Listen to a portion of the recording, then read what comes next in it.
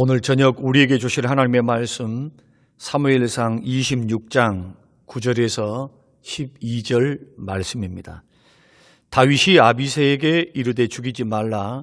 누구든지 손을 들어 여호와의 기름 부음 받은 자를 치면 죄가 없겠느냐 하고, 다윗이 또 이르되 여호와께서 살아계심을 두고 맹세하노니 여호와께서 그를 치시리니 혹은 죽을 날이 이르거나 또는 전장에 나가서 망하리라. 내가 손을 들어 여호와의 기름 부음 받은 자를 치는 것을 여호와께서 금하시나니 너는 그의 머리 곁에 있는 창과 물병만 가지고 가자 하고, 다윗이 사울의 머리 곁에서 창과 물병을 가지고 떠나가되 아무도 보거나 눈치채지 못하고 깨어있는 사람도 없었으니 이는 여호와께서 그들을 깊이 잠들게 하셨으므로 그들이 다 잠들어 있었기 때문이었더라. 아멘. 말라기 4장 6절 말씀입니다. 그가 아버지의 마음을 자녀에게로 돌이키게 하고 자녀들의 마음을 그들의 아버지에게로 돌이키게 하리라. 돌이키지 아니하면 두렵건대 내가 와서 저주로 그 땅을 칠까 하노라 하시니라. 아멘. 주일 오후에도 여러분 평안하셨습니까? 오늘 말라기 4장 6절 그리고 사무엘상 26장 9절에서 11절 말씀을 통해서 리더에게 상처를 받을 때 우리는 어떻게 해야 하는가, 이런 제목으로 함께 말씀을 나누면서 은혜를 받기 원합니다. 우리는 여러 환경에서 항상 리더를 만나게 됩니다.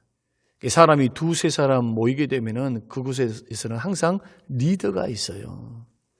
그래서 그 리더는 모임의 중심을 잡아주죠. 그리고 분위기를 이끌어주기도 합니다.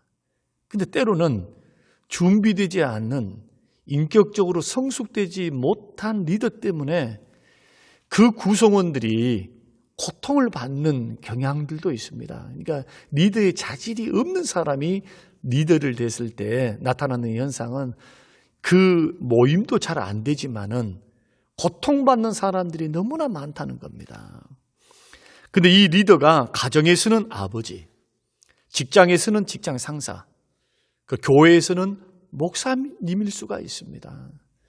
2020년 9월 18일자 인터넷 기사를 보니까 최근 3년 동안 가정폭력 신고 현황을 조사했는데 추석 명절에 가정폭력 신고가 50%나 증가했다고 합니다. 이혼율도 높아졌고요. 추석 이후, 명절 이후에. 가정의 리더인 그 아버지와 어머니가 싸우면 누가 가장 많은 상처를 받을까요? 고통을 받을까요? 힘없는 자녀들입니다. 그러니까 리더가 잘못하면은 그 리더 밑에 있는 공동체에 있는 그 구성원들, 많은 사람들이 상처를 받기 때문에 리더의 역할은 책임이 막중합니다. 그래서 야고보서 말씀 보면은 야고보 사도는 선생 되지 말라 하잖아요. 선생 되려고 많이 그렇게 하지 마라. 왜냐하면 하나님 앞에 받을 심판이 막중하기 때문에. 어떤 리더들은 자신의 승진과 야망을 위해서 이러한 구성원들을 이용하는 자들이 있어요. 성공을 위해서, 하여튼 돈 벌기 위해서, 어떤 공동체의 목적을 이끌기 위해서 수단 방법 가리지 않고 먼저 일 중심으로 일하는 분들이 있습니다. 그리고 만일 이런 사람들을 이용할 만한 가치가 없으면 무시해버리고요, 해를 끼치고 때로는 직장에서는 해고를 하는 그러한 경향들도 있습니다. 이럴 때 당하는 사람들 입장에서 보면 얼마나 자괴감이 들까요? 얼마나 힘이 들까? 여러분, 리더들로부터 상처를 받으면 두 가지 마음이 그 마음 속에 자리를 잡고 생각에 찾아옵니다. 하나는 자괴감입니다. 자책감이에요. 내가 뭘 잘못했지? 자기 자신을 돌아보면서 내가 무엇 때문에 분노하는 마음도, 그리고 자기의 잘못을 돌이키면서 자책하는 마음도 동시에 같이 찾아옵니다. 그래서 자책하는 마음과 더불어서 왜 나만, 왜 내가 이렇게 어려움을 당해야 되고 고통을 당해야 되는가? 마음속에 분노의 마음도 찾아옵니다. 저는 오늘 성경에서 이러한 두 가지 마음을 다 경험했을 법한 사람, 한 사람은 가해자이고 한 사람은 피해자인, 그것도 무지막지한 생명을 위협했던 두 인물, 가해자와 피해자의 그런 모습을 통해서 우리가 함께 말씀을 나누면서 은혜를 받고자 하는데, 그 한 사람은 사울이고 가해자는, 피해자는 다윗입니다.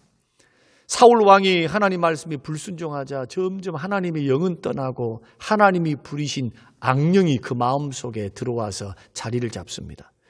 그러고 나니까 심각한 불면증, 불안감, 그 다음에 공황장애, 그리고 병적인 시기심과 질투심에 사단에게 사로잡혀서, 귀신에게 사로잡혀서 고통을 받습니다. 잠을 자지를 못합니다. 두렵습니다. 그래서 누군가가 수금을 타줘야만 이 수금을 듣고는 마음이 평온해졌습니다. 그래서 신하들의 추천으로 다윗이 왕궁에 들어갔을 때는 수금 타는 자로 들어갔습니다. 수금 타는 자. 사울이 다윗을 보고 사무엘상 16장 21절 말씀 보니까 대단히 만족합니다. 다윗이 사울에게 이르러 그 앞에 모셔서매 사울이 그를 크게 사랑하여 자기의 무기를 드는 자로 삼았다. 무기를 아무에게나 들게 합니까? 배반하면 칼로 찔러서 죽이는데, 그래 그만큼 다윗을 사랑했고 신용했고 신임했고 그 다윗을 크게 생각했다. 처음에는 사울과 다윗의 관계는 이처럼 아름다운 관계, 좋은 관계로 시작합니다. 시간이 흘렀습니다. 블레셋이 이스라엘을 쳐들어왔을 때 골리앗에게 꼼짝을 못하고 다들 벌벌벌벌 떨면서 바위 뒤에 숨어 있었습니다. 그때 마침 아버지의 심부름으로 형님들에게 먹을 것을 갖다 주기 위해서 전장에 다윗이 도착했습니다. 그때 골리앗이 마침 이 하나님의 군대를 조롱하고 하나님을 무시하는 발언을 서슴지 않고 하고 있는 이 소리를 다윗이 듣게 됩니다. 그 마음속에서 의분이 일어나서 다윗이 곧장 사울에게로 찾아가서 내가 골리앗과 싸우겠습니다. 나를 전쟁터에 나가게 해주십시오. 결국 다윗이 골리앗과 전투에서 하나님의 도움을 통해서 골리앗을 죽이고, 그리고 그의 목을 자기 칼로, 골리앗의 칼로 목을 베게 됩니다. 그 승리를 거두고 난 후에 사울의 딸 미갈과 결혼도 하고, 결혼해서 이제는 왕궁에서 왕과 함께 그 식탁에서 밥 먹는 자로 그렇게 부마가 되어서 사위가 되어서 행복한 인생을 살아갑니다. 근데 어느 날 모든 것이 한순간에 변하고 마는데, 그 사건이 어떤 사건이냐 하면 성경에 보니까 다윗이 블레셋과의 전투에서 승리하고 돌아오니까 이 돌아오는 그 함성 소리, 그 개선 장군의 행렬을 누가 보고 있느냐? 왕궁에 있는 이 사울이 보고 듣고 있었습니다. 그런데 여인들이 종려나무를 들면서 이 꽃가루를 뿌리면서 수많은 군중과 여인들이 다윗을 칭송해서 노래를 지어서 이 칭송을 하는데, 사울이 죽인 자는 천천히요 다윗이 죽인 자는 만만이로다. 이 소리를 듣고 성경에 보니까 심히 분노했다. 심히 분노했다. 성경은 심히 분노했다. 의심과 불안으로, 이 시기 질투로 의심과 불안 증세, 그리고 미움, 시기 때문에 격분, 이것들이 공통적으로 이때부터 나타나기 시작해서 다윗이 수금을 탈 때 2번이나 죽이려고 합니다. 위험을 감지한 이 다윗이 요나단의 도움을 통해서 왕궁에서 빠져나와서 광야로 도망가거든요. 근데 그 사실을 아는 사울은 3,000명의 최정예 군사들을 이끌고 다윗이 있을 법한 그 소문의 진원지를 찾아서 추격합니다. 죽이려고. 그리고는 이 추격하다가 다윗이 오히려 사울을 죽일 수 있는 두 번의 절호의 기회가 생기게 되는데 그때마다 다윗은 죽이지 않고 한 번은 옷자락만 베고 또 한 번은 창과 물통만 가지고 나와서 사울을 살려줍니다. 그 첫 번째 사건이 사무엘상 24장 11절에 기록되어 있는데 사울의 옷자락을 살며시 베고 그의 생명을 살리고 난 후에 먼 거리에서 사울에게 외치는 소리가 이런 외침입니다. 사무엘상 24장 11절 내 아버지여 보소서 내 손에 있는 왕의 옷자락을 보소서 내가 왕을 죽이지 아니하고 겉옷자락만 베었은즉 내 손에 악이나 죄가가 없는 줄을 오늘 아실지니이다. 왕은 내 생명을 찾아 해하려 하시나 나는 왕에게 범죄한 일이 없나이다. 다윗은 자기를 죽이려고 하는 철천지 원수에게 아버지라고 고백하잖아요. 아버지여, 아버지여, 아버지여, 내 마음 좀 알아주십시오. 나는 당신을 죽일 의도도 없고 당신에게 죄 지은 일이 없습니다. 여러분, 이러한 다윗의 심정을 여러분 이해하십니까? 우리는 특히 이러한 다윗과 같은 억울함, 다윗과 같은 심정을 직장 생활 속에서 여러 모임에서 리더들로부터 상처를 받습니다. 상처를. 나는 잘못한 것이 없어요. 나는 최선을 다해서 봉사하고 섬겼는데 오해 때문에, 시기 때문에 나를 죽이려고 하고 모함하고 험담해서 마음의 상처를 받으신 분들 많지요. 특별히 그 사람이 리더라고 한다면은 여러분 그것은 심각한 상처일 수밖에 없습니다. 직장에서는 성공과 돈과 실적을 위해서, 교회에서는 숫자, 헌금, 프로그램을 근거로 해서 사람들보다도 목표에 더 관심을 기울이고 달려간 리더들 때문에 비록 비전과 목표는 성공했을지는 모릅니다. 그러나 리더를 따르는 그 수많은 사람들이 받았던 그 상처, 그리고 그 중에는 어떤 사람은 실족하는 그 인생에 대한 책임, 실족한 인생, 상처받은 인생에 대한 그 책임에 대해서는 지려고 하지는 않습니다. 자신의 야망을 위해서, 자신의 성공을 위해서 사람을 이용하려는 자세, 이 자세는 믿는 사람의 자세가 아니다. 구성원들에게 상처를 주지 않고 우리는 상처를 주지 않을 수도 없고 또 상처를 받지 않을 수도 없어요. 이 시대가, 이 세대가 악하기 때문에 예수님 말씀대로 상처를 줄 수도 있고 받을 수도 있고 그리고 넘어질 수도 있고 승리할 수도 있는 그런 복잡한 함수관계 속에 있습니다. 그러나 우리가 형제들에게 상처를 주지 않고 또 구성원들에게 실족시키지 않는 섬김의 자세로 나아가야만 우리는 승리의 길, 하나님이 기뻐하는 길, 우리의 인생을 인정해 주시는 하나님의 인정하시는 길로 걸어갈 수가 있습니다. 무엇으로 섬겨야 될까요? 섬김으로써 리더인 내가 구성원들에게 서로 상승하는 자세로 이끌어가는 것, 이것이 주님이 가르쳐 주신 온유함과 겸손함으로 섬기는 삶.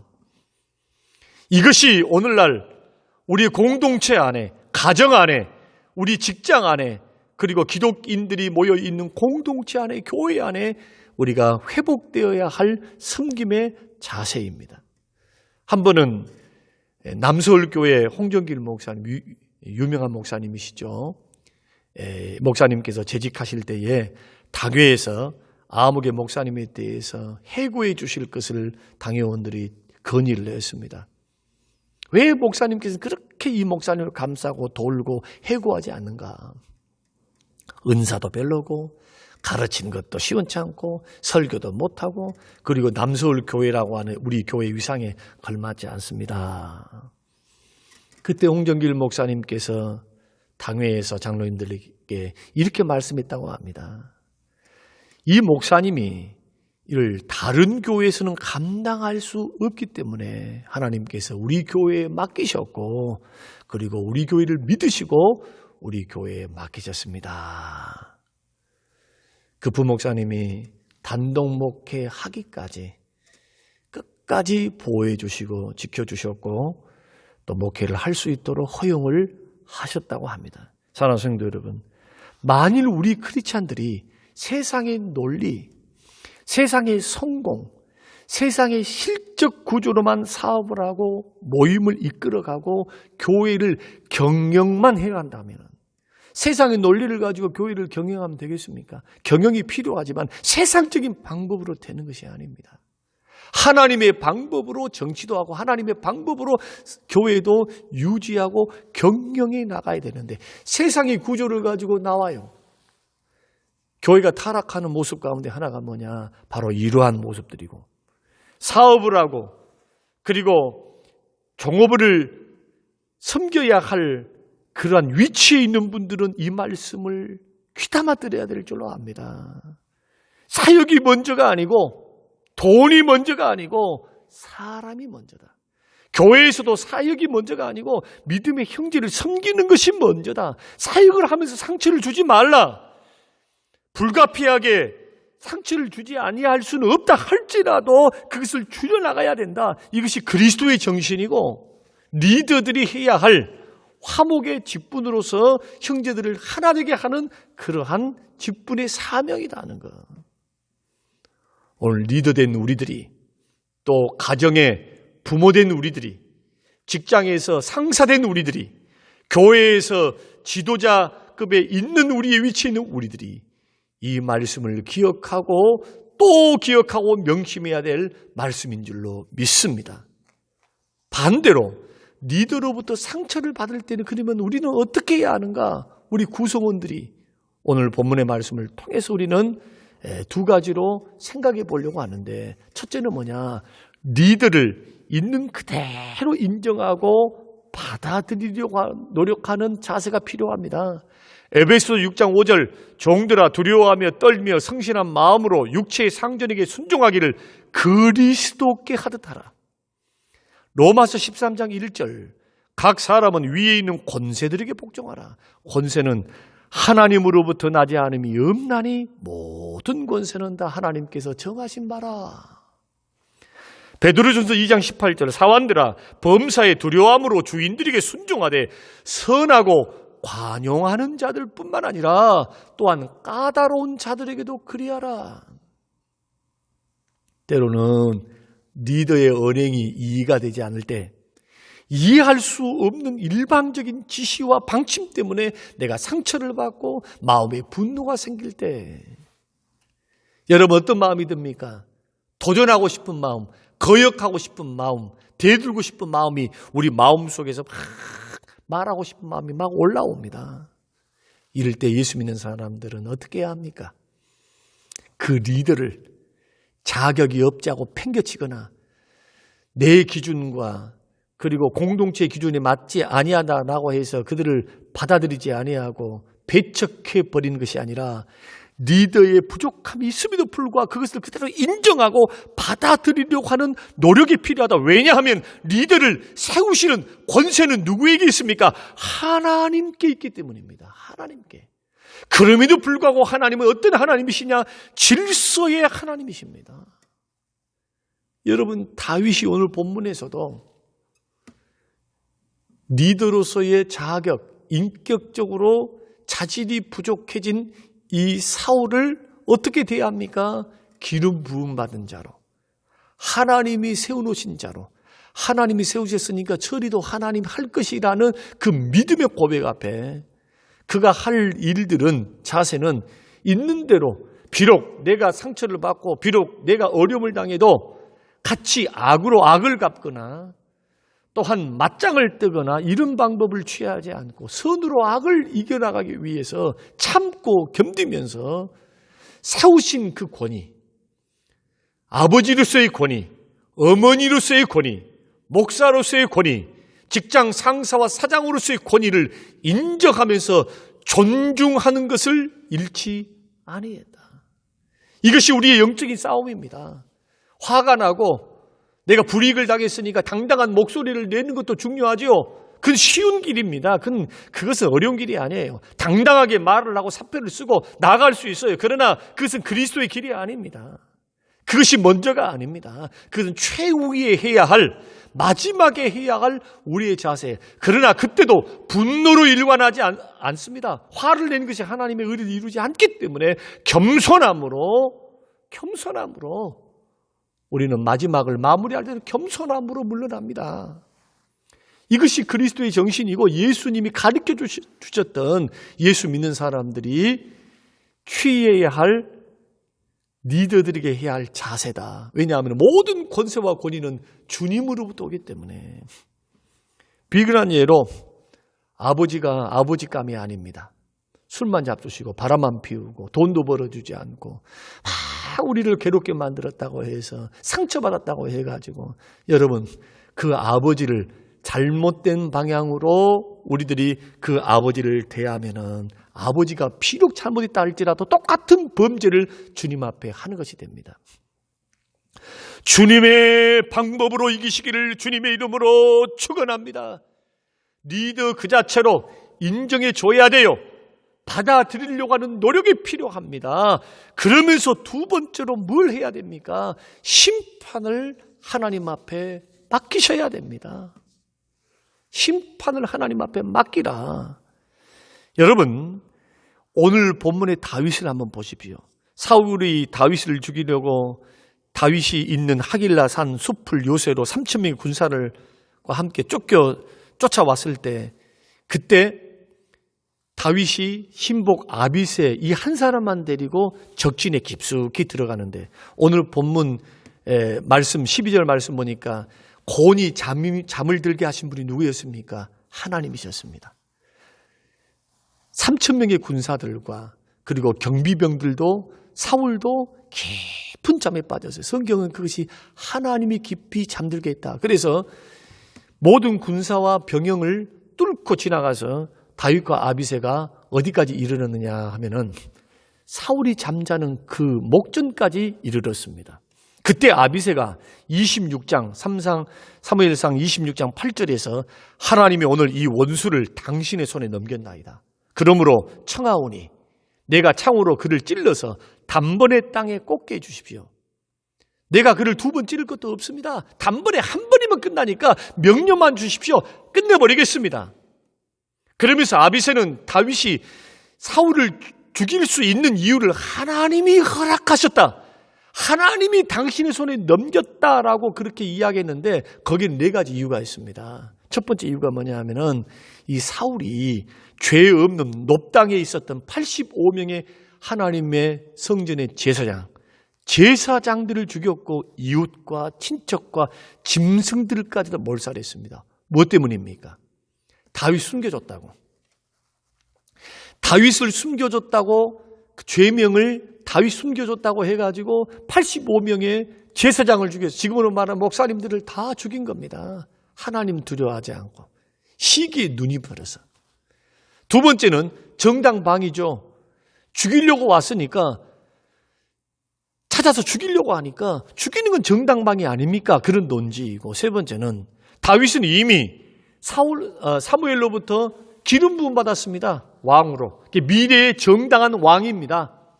하나님이 지정하신 왕. 넷째는 이 모든 군대를 하나님이 잠들게 하신 것 보니까 이것은 상황상 정황상 하나님께서 당신이 사울을 죽여서 왕이 되라고 하는 절호의 기회입니다. 이 기회는 하나님이 주셨습니다. 여러분 어떻습니까? 꽤 설득력이 있죠.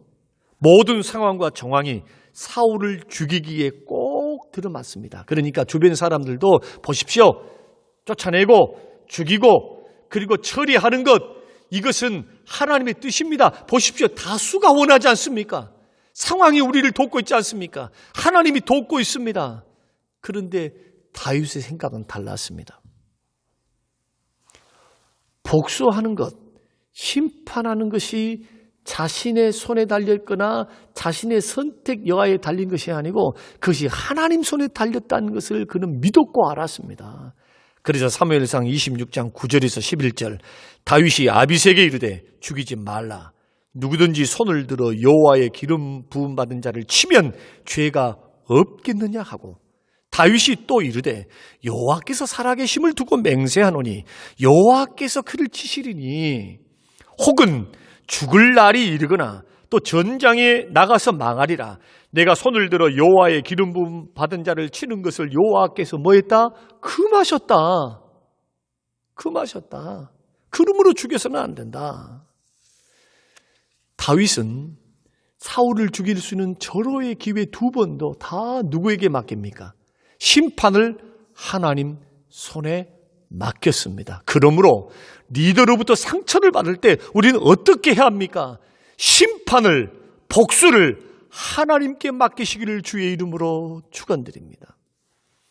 오늘날 얼마나 많은 성도들이 부모로부터 어렸을 때에 상처를 얼마나 많이 받습니까? 남편으로부터, 아내로부터, 그리고 직장에서 직장 상사로부터, 교회에서는 중직자들과 목사님으로부터 얼마나 많은 상처를 받습니까? 말을 통해서, 태도를 통해서, 환경을 통해서, 물리적인 것을 통해서 서로가 서로를 물고 뜯습니다. 상처를 받았다고. 교회가 분열을 합니다. 가족들은 해체됩니다. 부부는 갈라섭니다. 정든 직장을 이 분노의 마음을 가지고 억울한 심정을 가지고 떠나야 됩니다. 누구 때문에? 친구 때문에, 가족 때문에, 지도자들 때문에 시험에 빠져서 서로를 향해 고통과 분노의 칼을 겨누면서 불행하게 사는 우리 인생들이 얼마나 많습니까? 우리 가운데 그런 상처를 가지고 오래전에 있다 할지라도 마음에 은근하게 남아있는 상처들이 있습니다. 사랑하는 성도 여러분, 심판과 복수를 하나님 손에 맡기시기를 주님의 이름으로 축원합니다. 다윗이 받은 그 심한 상처 때문에 다윗은 분노와 복수의 마음을 품어서 사단의 덫에 걸리지 않았습니다. 여러분, 만약 다윗이 복수했다고 가정해 보십시다. 그러면은 12지파가 다 누구 편입니까? 사울 편입니다. 다윗 편이 아닙니다. 비록 기름 부음을 받았다 할지라도 사울의 수하들, 사울의 든든한 배경, 그 배경 속에서 자라온 젊은 세대와 그리고 군인들이 있었기 때문에 이 모든 사람의 적이 됐을 거예요. 사울을 죽였다면은. 그리고 사울의 왕가의 그 자손들과도 원수가 되어서 그 복수의 칼날을 피하고 돌아다녀야 됐을 것입니다. 그런데 놀랍게도 이 심판을 하나님께 맡겼는데 상처받았던 그 기간, 피 다녀야 되는 그러한 연단의 기간, 고난의 기간, 그 10년이라고 하는 그 기간이 힘들고 어려웠어도 하나님 손에 맡겼더니 하나님이 어떻게 처리하시느냐? 하나님이 사울 왕의 세 아들까지 함께 길보아 산에서 블레셋 전투에서 다 죽이십니다. 어떻습니까? 자신의 죄된 피에 손을 묻히지 아니하고도, 피를 묻히지 않고도 하나님이 깔끔하게 정리를 하셔버려요. 그래서 12지파가 하나가 되고요. 사무엘 하 말씀을 여러분 계속 읽다 보면은 남유다의 왕이 되어서 7년 동안 통치할 때 이 10지파의 그러한 백성들이 사울의 마지막 아들이었던 그 아들을 배반하고 이 나라를, 이스라엘 12나라를 누구에게 다 돌립니까? 다윗에게 찾아와 다윗에게 바칩니다. 그렇게 될 수 있었던 그러한 축복과 은혜의 결과는 뭐냐? 그 출발점은 바로 하나님 앞에 심판을 맡겼기 때문입니다. 그리고 마지막으로 다윗이 상처를 극복했다, 승리했다. 상처가 사단이 놓아놓은 덫이 되어서 걸려 넘어지고 쓴뿌리가 되어서 그것이 분노가 마음에 은근한 분노, 그 분노가 주변 사람들을 아프게 만드는 그러한 상처가 아니라 이 상처를 딛고 일어서서 더 영적으로 성숙하고 건강한 마음의 소유, 인격의 소유자였다라는 증거가 뭐냐 하면은 사울이 죽었다는 소식을 듣고 애도합니다. 자신을 따른 사람들에게 다 애도하게 만들고, 그리고 사울의 남은 가족들을 죽이지 않습니다. 왕이 되어서도 끝까지 친절을 베풉니다. 그리고 사울의 손자였던 무비보셋이라고 하는 이 손자를 왕궁에 들여서 자기가 사울 왕의 은혜를 받아서 왕궁에서 살았고 왕궁에서 먹었던 그대로 똑같이 왕의 식탁에서 먹고 살 수 있도록 편안하게 살 수 있도록 끝까지 그를 책임져 주고 있습니다. 사랑하는 성도 여러분, 이러한 다윗의 모습은 실족당한 자의 모습이 결코 아닙니다. 상처로부터 승리한 모습, 특별히 리더들로부터 상처를 받을 때 그럼에도 불구하고 리더의 자리, 그 위치를 인정해 줘야 된다. 왜냐하면 하나님이 세우셨기 때문에. 그리고 내가 상처받았다고 함부로 나설 것이 아니고 심판을 누구의 손에 맡겨라? 하나님 손에 맡겨라. 하나님이 깔끔하게 처리할 수 있도록 우리는 뭘 하면 좋을까요? 예수 믿는 사람들은 기도해 주세요. 기도. 주님, 이 리더 안에서 견딜 수 있도록 하나님 은혜 달라고 기도하셔서 그 견딤의 기간이 영적 성숙의 기간이 돼서 다윗처럼, 또한 그 기간 동안에 불쌍히 여겨달라고, 그 영혼이 이 죄를 그칠 수 있게 달라고 하나님 앞에 기도하면은, 축복하면은 그 사람이 받아야 될 그 축복이 나에게로 돌아오는. 그래서 원수를 축복하라, 저주하지 말고 축복하라. 만약에 그 사람이 받을 만한 그릇이 아니 되면 그 축복이 너에게로 돌아오리라. 그러니까 하나님의 방법, 하나님의 역사로 세워가는 것, 이것이 얼마나 중요한지 모릅니다. 사랑하는 성도 여러분, 하나님의 방법으로 승리하시는 우리 모두가 되시기를 주님의 이름으로 축원합니다. 이러한 방법으로 직장을 섬기시고 교회를 섬기시고 가정을 섬겨가면서 리더와의 관계를 잘 맺어서 하나님이 그 리더 밑에 있게 하실 때에 올바르고 바른 겸손과 온유한 마음으로, 견디는 마음으로, 심판을 주께 맡기는 마음으로, 존중과 그 위치를 인정해 주는 마음으로 하나님이 처리하시리라, 하나님이 도우시리라. 이 방법을 우리가 고수하면서 하나님의 방법으로 승리하시는 우리 모두가 되어서 실족이 아니라 하나님의 축복, 영적으로 더 건강해지고 성숙해지는 모든 성도님들이 되시기를 주님의 이름으로 축원합니다. 고마우신 아버지 하나님, 주시는 귀한 말씀 감사합니다. 주님, 이 말씀 마음에 깊이 새겨서 비록 힘 있는 사람들로부터 억울하게 상처를 받고 무책임한 일방적인 요구와 명령 앞에 우리 마음이 상하고 우리 마음이 힘들다 할지라도 하나님, 그들을 세우신 분이 하나님이시기 때문에 말씀을 따라서 그들을 인정하고 내 마음의 분노를 참고 또 하나님 아버지 심판을 주께 맡기며 인내하며 주님의 손 안에서 견딜 수 있는 빚어진 하나님의 사람, 성숙한 하나님의 사람으로 승리하게 하셔서 가는 곳마다 오히려 리더들을 세우고 돕고 섬기는 자, 잘못된 방향으로 가는 그들을 바른 길로 인도하는 하나님의 사람들로 주님 설 수 있도록 축복하옵소서. 감사드리며 예수님 이름으로 기도합니다. 아멘.